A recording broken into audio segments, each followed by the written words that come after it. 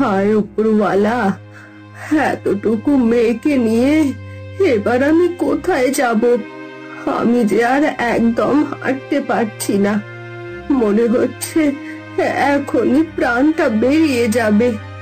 কিন্তু আমি মরে গেলে কে আমার মেয়েকে দেখবে?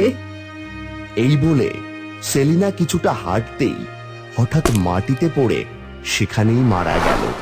আর তার কোলে ছোট্ট শিশু মাটিতে ছিটকে পড়ে কাঁদতে লাগলো।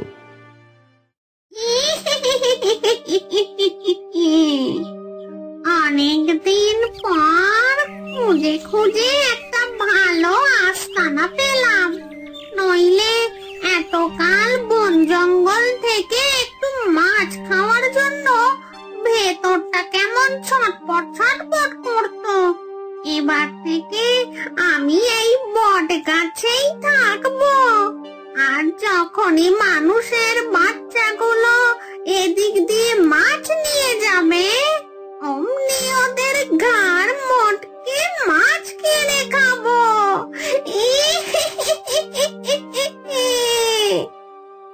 এই বলে পেতনি জোরে জোরে হাসতে লাগলো। আর ঠিক তখনই তার কানে একটা বাচ্চার কান্নার সুর ভেসে এলো। আরে এমন জোরে জোরে কে কাঁদছে?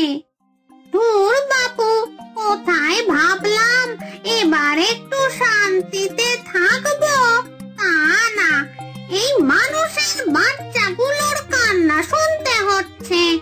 যাই দেখি ওটাকে থামানো যায় কিনা।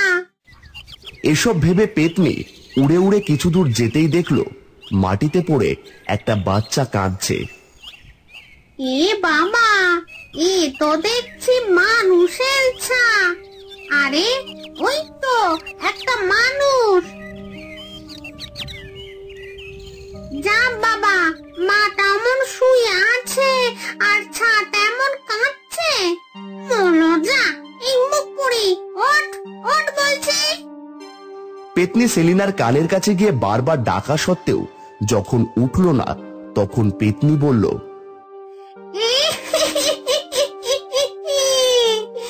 এই মানুষের বাচ্চাটা তো দেখছি পটল তুলেছে। তাহলে এই মানুষের ছাতাকে আমি কি যে করি? এমনি ছোট, এটাকে যে ঘাড় মোটকে খাবো, ওর গায়ে তো মাংসই নেই। এই বলে পেতনি কিছুটা এগিয়ে যেতেই দেখলো বাচ্চাটা ক্রমাগত কেঁদেই চলেছে। ধুর ধুর, এ তো দেখি থামার নামই নেই। আচ্ছা, এটাকে যদি আমার সাথে নিয়ে যাই, তারপর বেশি গিয়ে মোটা সোটা করে তারপর খাই, তাহলে তো বেশ মজাই হবে। চল রে বাবু, তুই বরং আমার সাথেই চল। এই বলে পেতনি বাচ্চাটাকে নিয়ে সেখান থেকে চলে গেল। না না ছোট বউ, এটা তুমি মোটেও ঠিক করোনি। আমি মানছি তুমি বড় বউকে সহ্য করতে পারো না, তাই বলে ওই শরীর ওকে তুমি তাড়িয়ে দিলে। তাছাড়া বউর সাথে আবার ছোট মেয়েটাও তো আছে। খবরদার, খবরদার বলছি, তুমি আর একটা কথাও বলবে না। বড় বউয়ের জন্য যখন এতই দরদ, আমাকে বিয়ে করেছিল কেন? তোমার ওই অসুস্থ বউয়ের সেবা করার জন্য? ছি ছি ছি ছি, তুমি এসব কি বলছো? ঠিকই বলেছি, ওই অসুস্থ বউকে তাড়িয়ে দিয়ে আমি ঠিকই করেছি। না জানি ওর ছোঁয়া লেগে আমিও যদি অসুস্থ হয়ে যেতাম। তাই বলে অতটুকু বাচ্চাকে সহ তুমি তাড়িয়ে দেবে? এই শোনো, একই কথা বারবার বলো না তো। আমার অনেক কাজ পড়ে আছে, যাই সেগুলো সারি গিয়ে। এখন তো আর তোমার বড় বউ নেই, ওগুলো তো আমাকেই করতে হবে। এই বলে সবুজের ছোট বউ কাকুলি ঘরে চলে গেল। আর সবুজ মন খারাপ করে মনে মনে বলল, হায় উপরওয়ালা, ওদেরকে তুমি সুস্থ রেখো। না না, আমাকে এক্ষুনি ওদেরকে খুঁজে আনতে হবে, নইলে যে সারা জীবন আমি অপরাধী হয়ে যাব। সবুজ এসব ভাবতে ভাবতে বাড়ি থেকে বেরিয়ে এলো। কিছু দূর যেতেই সেলিনাকে মাটিতে পড়ে থাকতে দেখে চিৎকার করে উঠল, হায় উপরওয়ালা, বড় বউ, ও বড় বউ, কথা বলছো না কেন? হায় হায় হায় হায়, আমার কি সর্বনাশ হলো রে! বড় বউ যে নিঃশ্বাস নিচ্ছে না, তার মানে আজীবনের জন্য সে আমায় ছেড়ে চলে গেছে। কিন্তু আমার মেয়ে, ও কোথায়? ওকে তো কোথাও দেখছি না। এই বলে সবুজ তার ছোট মেয়েকে চারিদিকে তন্ন তন্ন করে খুঁজেও যখন কোথাও পেল না, তখন কাঁদতে কাঁদতে বলল, হায় উপরওয়ালা, না জানি আমার মেয়েটা কেমন আছে, ওকে তুমি ভালো রেখো উপরওয়ালা, ওকে তুমি ভালো রেখো। সবুজ যখন মনের কষ্টে গাছের নিচে বসে কাঁদছিল, ঠিক তখনই বটগাছে পা ঝুলিয়ে বসে থাকা পেতনি ঘুমন্ত বাচ্চাটার দিকে তাকিয়ে বলল, যাক বাবা, অবশেষে এই মানুষের ছাতা কান্না থামিয়েছে, নইলে তো একদম কানটা ঝালাপালা হয়ে যাচ্ছিল। কিন্তু ওটা যখন চোখ খুলে তাকাবে, খাবার না পেলে তো আবার কাঁদতে শুরু করবে। না বাবা না, ওই কান্না আমি শুনতে পারবো না। তার চেয়ে বরং আগেই ওর খাবার জোগাড় করে আনি। এই বলে পেতনি উড়ে উড়ে সেখান থেকে চলে কিছু দূর উড়তেই তার চোখ গিয়ে পড়ল এক গোয়ালের দিকে। ওই তো একটা গোয়াল, যাই গিয়ে দেখি গরুর দুধ পাওয়া যায় কিনা। পেতনি এই ভেবে কিছু দূর যেতেই দেখলো গোয়ালের ভিতর একটা লোক দুধ খাওয়াচ্ছে। এই তাড়াতাড়ি দুধটা দুয়ে নি, এরপর তোমার দুধ নিয়ে বাজারে যেতে হবে। এ তো দেখছি মেঘ না চাইতেই জল, দোয়া দোয়া, তারপর ওটা নিয়ে আমি পালিয়ে যাব। এই বলে পেতনি হাসতে লাগলো। যাক বাবা, অবশেষে দুধ দোয়া হলো। এই বলে লোকটা দুধের বালতিটা যখনই পেছনে রাখলো, পেতনি লোকটার ঘাড় মুটকে দিল। এই তো পেয়েছি দুধ ভর্তি বালতি, দে দে বলছি। ওরে বাবা, এ পেতনি, দিয়ে দাও তোমার যা ইচ্ছে তাই দিয়ে নাও, তবু আমায় ছেড়ে দাও, আমায় ছেড়ে দাও। এই তো ভালো মানুষের বাচ্চা, বেশ, তোকে আজকের মতো আমি ছেড়ে দিলাম। তবে আমি রোজ আসবো, আর এমন দুধ ভর্তি বালতি রোজ আমায় দিবি। ওরে বাবা, আচ্ছা আচ্ছা, আমি তাই দেবো, আমায় তুমি ছেড়ে দাও। ঠিক আছে, দিলাম ছেড়ে। এবার আমিও তাহলে দুধটুকু নিয়ে বগার পার হই। এই বলে পেতনি দুধের বালতি নিয়ে সেখান থেকে উড়ে চলে গেল। ওই তো মানুষের ছাতার কান্না শুনতে পাচ্ছি। দূর বাপু, এই যে কোন জ্বালা ঘরে তুললাম। এই থাম থাম রে বাপু। পেতনি যখনই এসব কথা বলতে লাগলো, সে খেয়াল করলো বাচ্চাটা তার হাত ধরে হাসতে শুরু করলো। আরে এ তো জবর মজা, যেই না কথা বললাম অমনি থেমে গেলি। আবার পোকলা দাঁতে ভালোই তো হাসছিস। নে নে, এবারে দুধটুকু খেয়ে নে তো বাপু, খেয়ে আমায় উদ্ধার কর। এই বলে পেতনি ছোট বাচ্চাটাকে দুধ খাইয়ে দিল, আর এভাবেই কেটে গেল বেশ কয়েক মাস।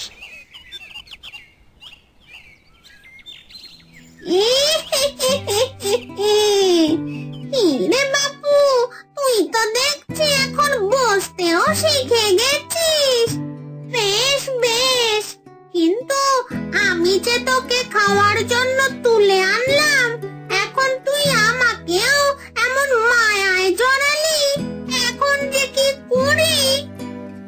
মা, মা, কি কি বললি তুই? আমায় মা বলে ডাকলি? আধো আধো গলায় বাচ্চাটার মুখে মা ডাক শুনে পেতনির চোখ দিয়ে অঝরে পানি ঝরতে লাগলো।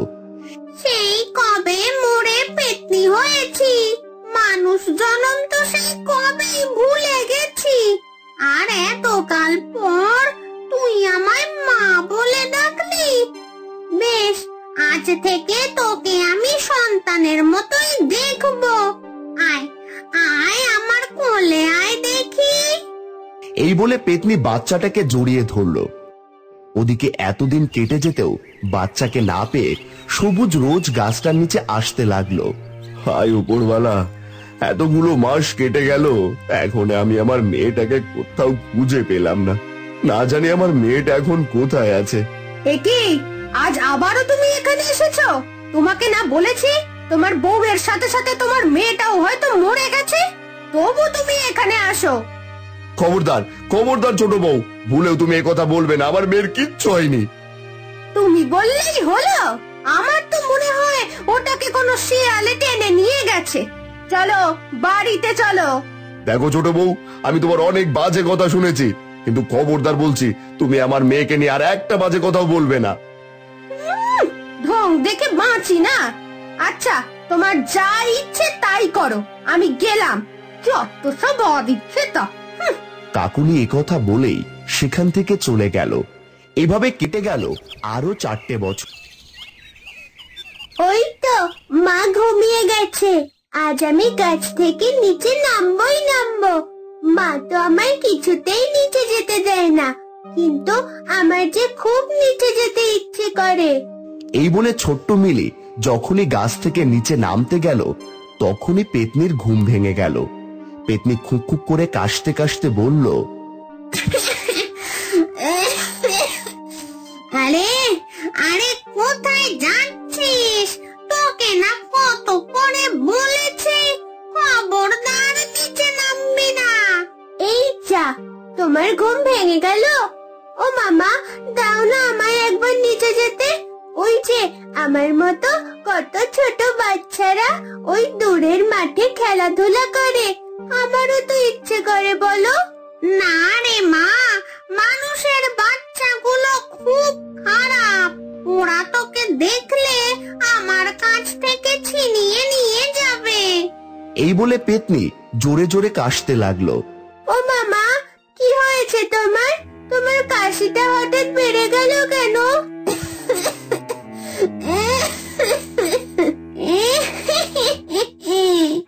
কি আর হবে রে মা, আমার যে বয়স হয়ে গেছে, এবার যে আমাকেও চলে যেতে হবে।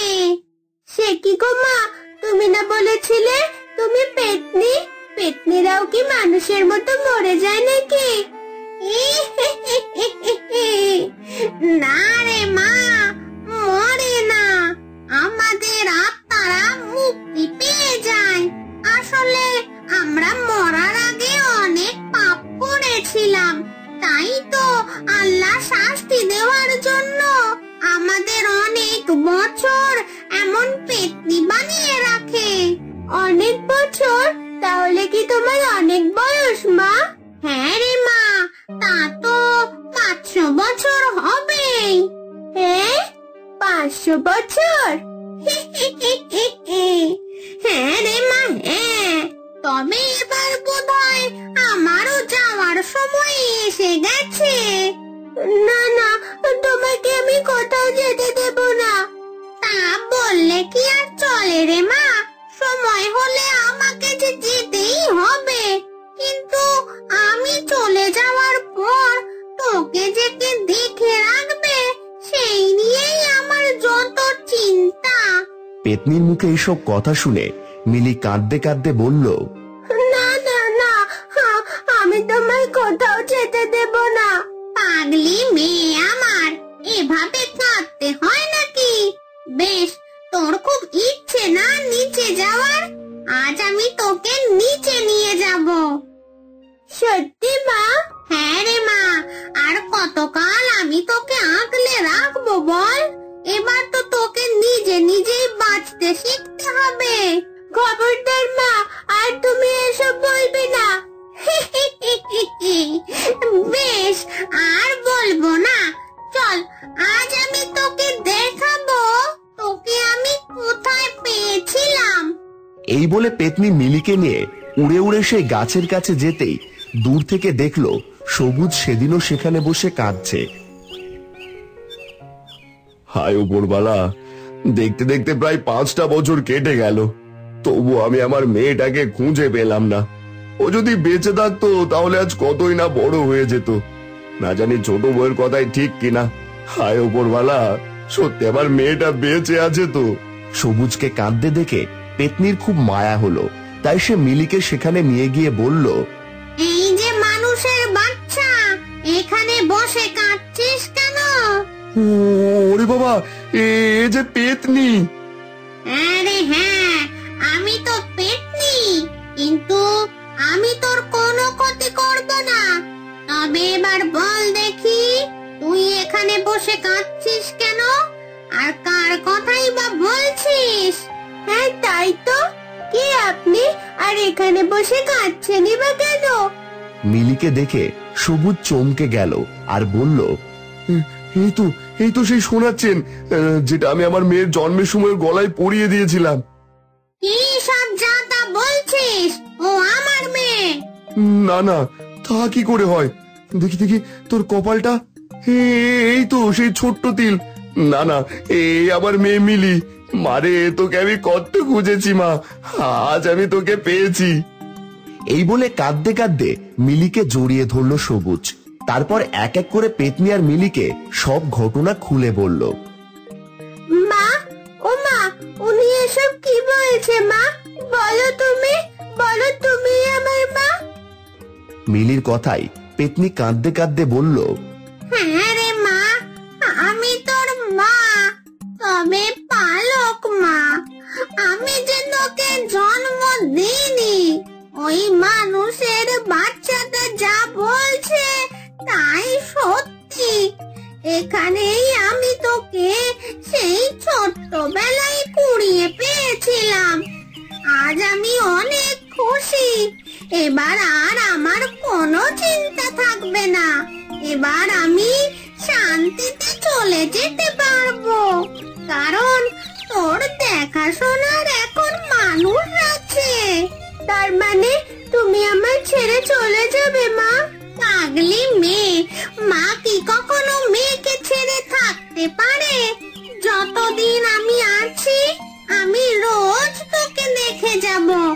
এবার আমি আসি রে মা। এই বলে পেতনি সেখান থেকে উড়ে চলে গেল। ঠিক তখনই কাকুলি সেখানে এলো। এ কি, আজও তুমি এখানে এসেছো? হ্যাঁ গো, তোমার লজ্জা করে না? ছোট বউ, এই দেখো আজ আমি কাকে পেয়েছি।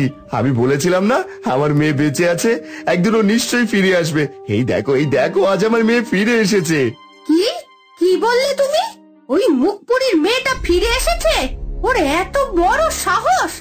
দাঁড়াও, আমি ওকে দেখাচ্ছি মজা। এই বলে কাকুলি মিলির চুল টেনে ধরলো। ওরে মুখপুরি, এতদিন পর আমার হাড় জ্বালাতে এসেছিস? দাঁড়া, তোকে দেখাচ্ছি মজা। ওরে বাবা, লাগছে তো, ছেড়ে দাও আমায়।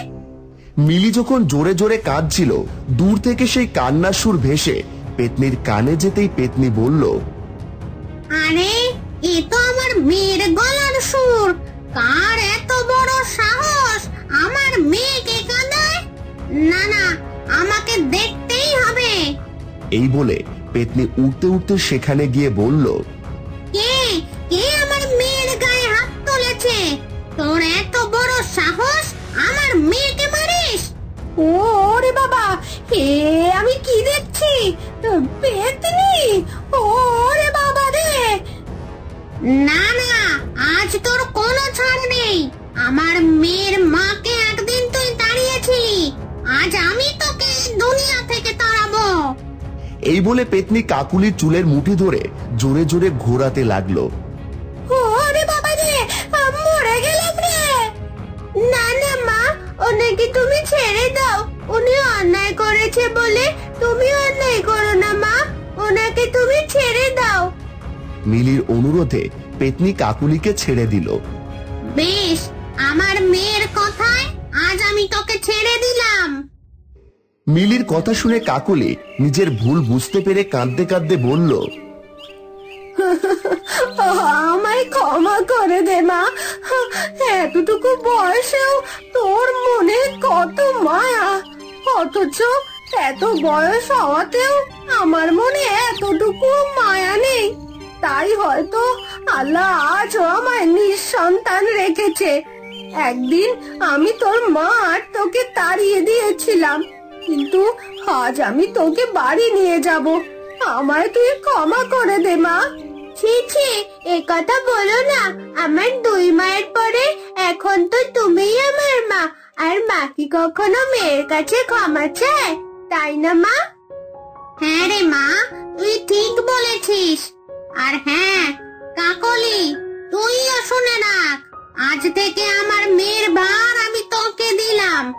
তবে হ্যাঁ, আজকের পর যদি কখনো আমার মেয়ের চোখ থেকে এক ফোঁটাও পানি ঝরে। না না, আমি কখনোই ওর চোখে পানি আসতে দেব না। আজ থেকে ওই আমার মেয়ে। এই বলে কাকুলি মিলিকে জড়িয়ে ধরলো। বেশ, তাই যেন হয়। এবার তাহলে আমি আসি রে মা। এই বলে পেতনিও সেখান থেকে উড়ে চলে গেল। আর এভাবেই মিলি, কাকুলি আর সবুজের সংসারে সুখে শান্তিতে দিন কাটাতে লাগলো।